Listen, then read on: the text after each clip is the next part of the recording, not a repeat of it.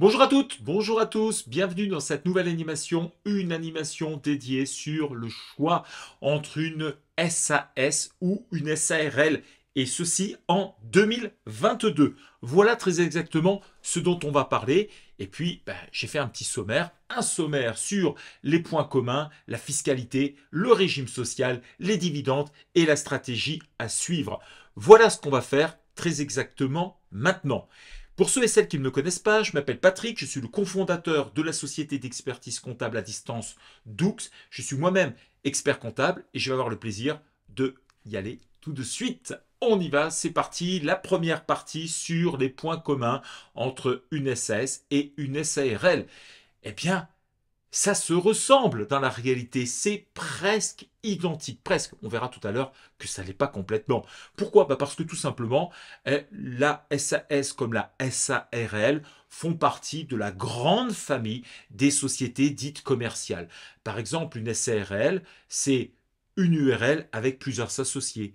Une SAS, c'est une SASU avec plusieurs associés. Et donc, la société, eh bien, c'est quelque chose qui est fondamentalement différente de la micro-entreprise ou de l'entreprise individuelle qui se pratique seule, dans lequel il n'y a pas de patrimoine à proprement parler dans la micro-entreprise et l'entreprise, alors que la société, c'est une personne morale différente. Et ça, le grand avantage dans cette typologie de société, c'est qu'on sépare bien d'une part le patrimoine privé et d'autre part le patrimoine professionnel. C'est vraiment essentiel. Et en matière de protection, eh bien, ce que l'on peut dire, c'est que la micro-entreprise, c'est ce qu'il y a de pire actuellement. Alors, certaines personnes me disent toujours, oui, mais je ne prends pas de risque avec la micro-entreprise, tout est nickel, etc. Faux et archi faux. Pourquoi? Pas parce que, tout simplement, si vous êtes à l'origine d'un accident de votre client, parce que vous l'invitez chez vous, la personne se brûle, tombe ou autre chose, c'est vous qui serez responsable. Alors que si ça se passe dans le cadre d'une société, ce sera la société. La grosse différence, c'est que au pire du pire, eh bien, dans le cas d'une société, vous fermerez boutique et vous aurez perdu ce que vous avez mis à l'intérieur. Dans le cas d'une micro-entreprise, c'est vous qui serez cherché à titre personnel.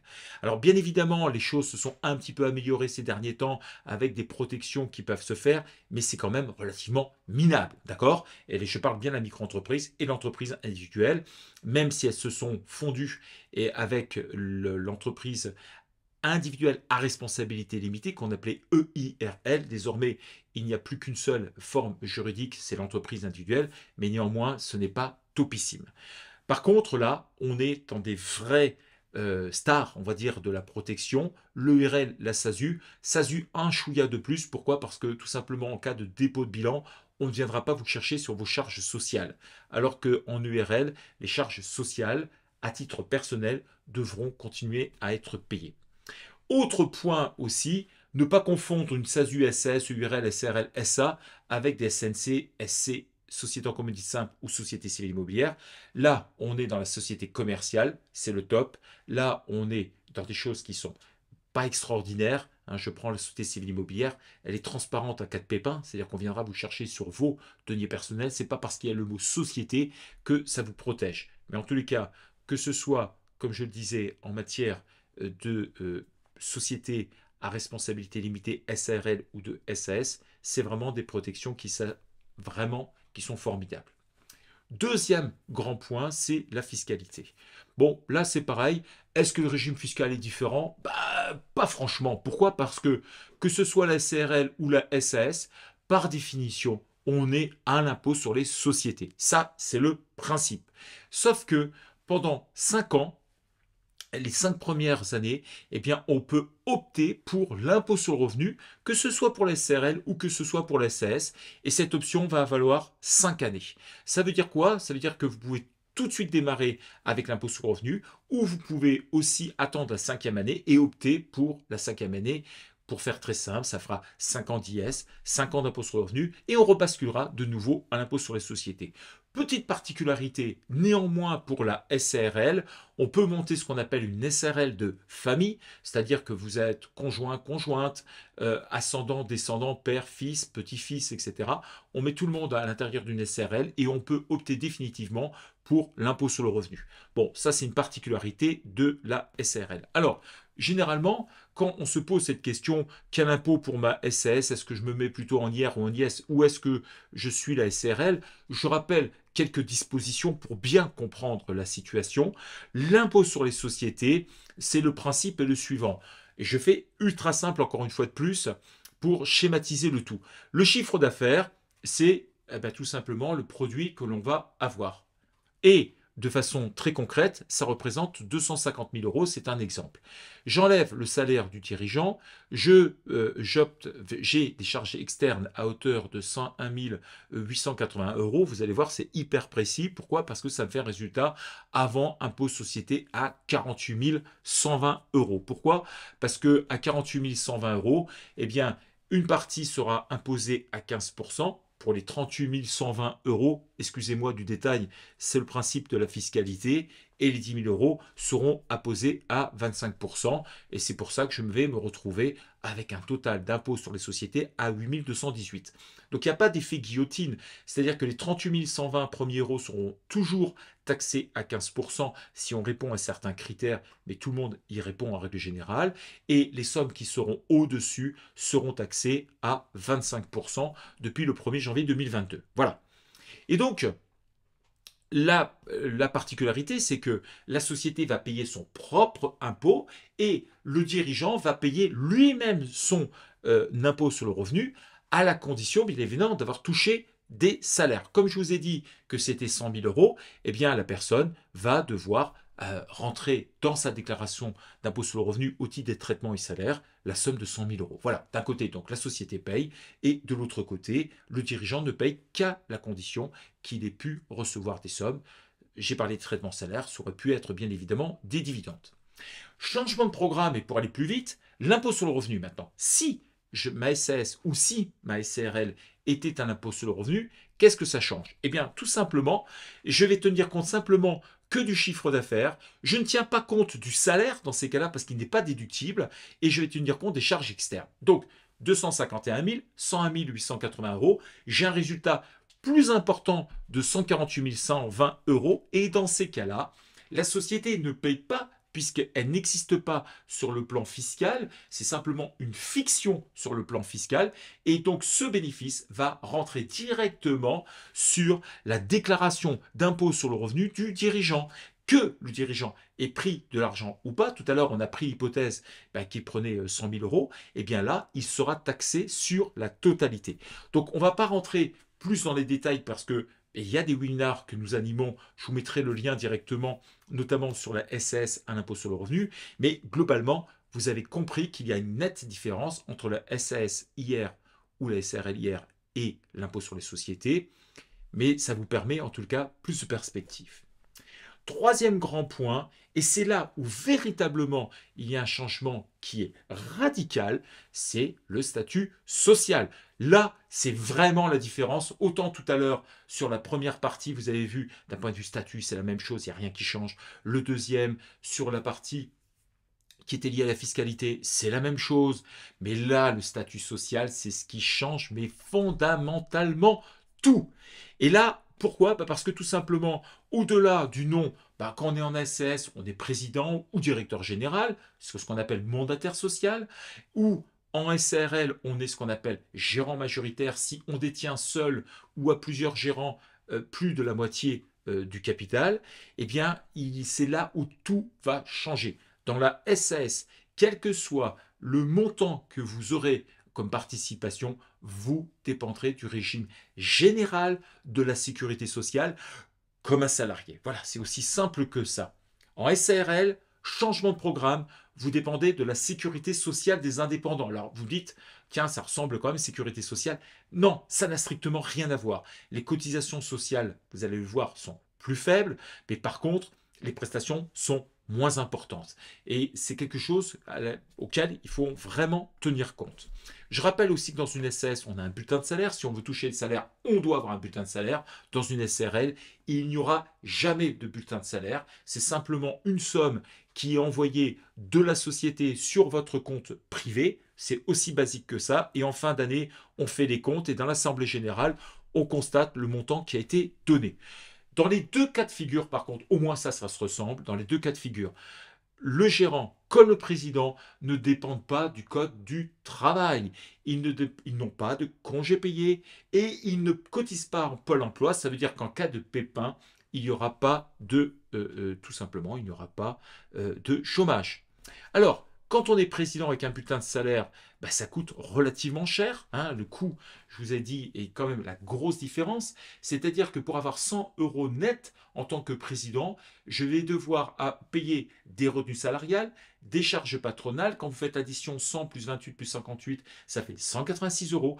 J'aurai bien évidemment une réduction qui est liée à l'impôt sur les sociétés si je suis à l'impôt sur les sociétés. Et donc, du coup, mon coût réel va se situer sur cette différence entre d'une part le coût et l'économie. Le coût réel se situera entre 139 et 158 euros. Quand on est gérant majoritaire, là, ça n'a strictement rien à voir, parce que tout simplement, il n'y a pas de bulletin de salaire, il n'y a pas de revenu salarial, il y a des cotisations sociales, en fait, que j'ai appelées charges patronales, mais ce sont des cotisations sociales qui vont rentrer comme un bloc et qui vont se faire payer, qui vont être payées par la société, de préférence, c'est toujours plus simple. Et donc, avec 100 euros net, il faudra payer au maximum 46 euros de cotisation sociale. Donc 146 euros, vous avez vu que c'est beaucoup moins que les 186 quand on est président de SAS. On va enlever le montant des économies d'impôt sur les sociétés, pareil que tout à l'heure, et on va avoir un coût, vous voyez, beaucoup plus faible, entre 109 et 124 euros. Ce qui n'a donc rien à voir avec tout à l'heure où on était avec un coût qui était très largement supérieur. Néanmoins, pensez bien que les cotisations, les prestations sociales sont quand même moins bonnes.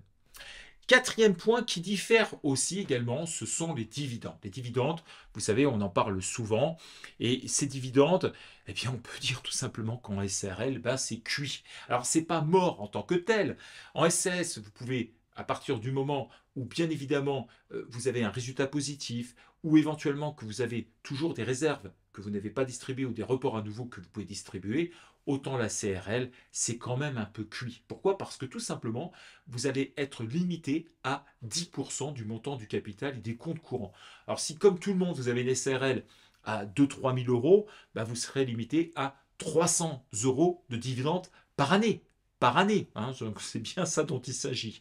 Donc autant dire que ce n'est pas énorme. Alors vous pouvez prendre plus, mais le problème c'est que dès que vous dépassez ces seuils, bang, ça va tomber puisque vous allez vous choper 36% de plus de charges sociales parce que c'est considéré un petit peu comme si c'était du salaire. Vous voyez, donc c'est quand même quelque chose d'assez discriminant pour la SRL et c'est pour ça que je dis qu'on ne combat pas de la même façon. Alors, je rappelle que quand vous touchez des dividendes, vous avez deux solutions. Soit le régime normal, qui est le PFU, qu'on appelle aussi flat tax, c'est 30% de prélèvement forfaitaire qui s'applique, c'est-à-dire que si vous prenez 100, enfin si la société distribue 100 euros, 70 ira dans votre poche et 30 euros ira dans les caisses de Marianne, hein, donc l'État, en l'occurrence le Trésor public. Et donc, pour avoir une comparaison, je me suis dit, voilà, si je veux avoir 100 euros, eh bien, combien il me faut? Il me faut 142 euros de distribution de dividendes. 142, 42, c'est 30%, partiront à l'État et les 100 euros ils tomberont dans votre poche. Et si vous n'êtes pas imposable, le mieux, c'est de choisir l'ancien système qui est simplement de payer la CSG CRDS et ensuite de déclarer le reste. Mais si vous n'êtes pas imposable, vous serez tranquille, vous payerez 0. Et dans ces cas-là, pour voir 100 euros, eh bien, ça coûtera moins cher et il vous suffira d'avoir 121 euros au niveau des dividendes distribués par votre société. Alors, si je fais la synthèse des solutions entre la SARL et la SAS, eh bien, tout simplement, on va se retrouver, voyez-vous, avec bien évidemment une différence toujours entre si l'IS est à 15% ou à 25%, mais une rétribution de gérant coûtera 124 euros avec de l'IS à 15% et 109 euros, ça coûtera à la société avec de l'IS à 25%. Le salaire de président, 158, 139, donc vous voyez déjà une grosse différence. Alors bien évidemment, là et sur le quatrième, on ne tient pas compte dans l'impôt sur revenu, alors que le dividende avec flat tax, c'est toute charge payée. Mais c'est 142. Mais vous voyez que souvent, on a tendance à croire que les dividendes, c'est ce qu'il y a de mieux.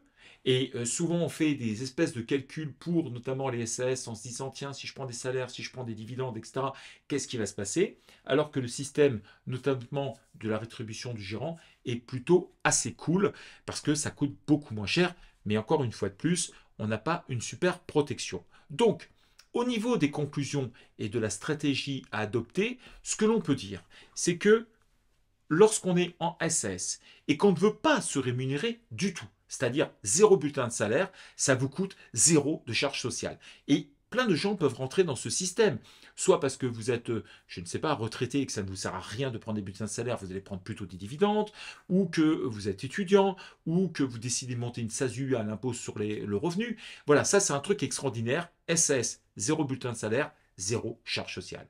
Alors que la SARL, ben ça il y a un problème, c'est que même quand vous vous donnez aucune rémunération, vous payerez quoi qu'il arrive.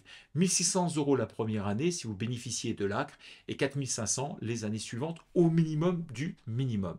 Et donc ça, il faut vraiment avoir en tête que lorsque vous débutez votre activité, il faut mieux souvent se mettre d'abord en SAS si vous bénéficiez pendant 2 ans notamment de l'ARE, quitte à rebasculer dans un système de SARL ensuite. Et puis, encore une fois de plus, quand vous commencez à vous payer, c'est là où le système est problématique, c'est que ça coûte relativement cher. C'est 86% à peu près de charges sociales contre 46%. Mais encore une fois de plus, ici, dans la partie SAS, vous aurez une couverture et vous aurez une protection qui sera quand même meilleure. Donc, je répète et je résume la situation. Si tu débutes et que tu as l'ARE, eh bien, le mieux, c'est d'opter pour une SAS à l'impôt sur les sociétés pendant l'ARE, de vérifier ta prévoyance, d'utiliser ta portabilité, ça c'est super important, j'ai fait une vidéo dessus, d'utiliser les dividendes qui vont venir peut-être en plus par rapport à ton ARE si tu estimes qu'elle n'est pas nécessaire. Tu prends quand même une prévoyance pour être tranquille, notamment à la fin de ta portabilité ou avant si ta portabilité n'est pas extraordinaire. Et bien évidemment, après ton ARE, tu te poses la question si ta SAS, tu vas rester à l'impôt sur la société, si tu optes à l'impôt sur le revenu ou éventuellement de basculer dans un système tout simplement de SARL. Et si tu es en micro ou en entreprise, dans ces cas-là, généralement, le mieux, c'est de passer directement à un SRL IS parce que tu ne bénéficieras pas l'ARE, que tu trouveras que les cotisations coûtent bien trop cher.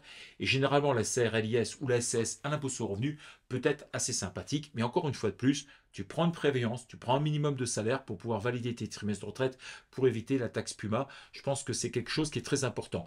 Et si tu veux avoir beaucoup plus de renseignements, je te donnerai ce lien. Votre assurance-pro, c'est une personne de chez Doux qui pourra répondre aux questions qui sont liées. Dernier point également, est-ce que tu as un conjoint ou une conjointe? Et bien ça, c'est un grand débat parce que, alors pas sur le plan sentimental, mais sur le plan purement fiscal. Et ça peut avoir notamment des avantages énormes parce qu'on peut déclencher des systèmes d'épargne salariale. C'est un moyen de se rémunérer différemment. C'est un truc assez extraordinaire. Donc, il faut vraiment l'avoir en tête. Juste un petit point, lorsqu'on est en SAS, eh bien nécessairement, on est salarié de façon obligatoire. Alors qu'en SARL, on a le choix entre salarié, ce qui est très sympathique par ailleurs et ça coûte pas très cher, ou conjoint collaborateur. C'est un régime encore un peu différent et dans lequel c'est pas toujours très très simple effectivement de voir tout cela. En tous les cas, un grand merci pour avoir suivi cette vidéo. N'hésitez pas à nous suivre en webinar. Vous pourrez poser absolument toutes vos questions. N'hésitez pas à regarder nos vidéos et de vous abonner. Je vous souhaite une très bonne journée. Au revoir.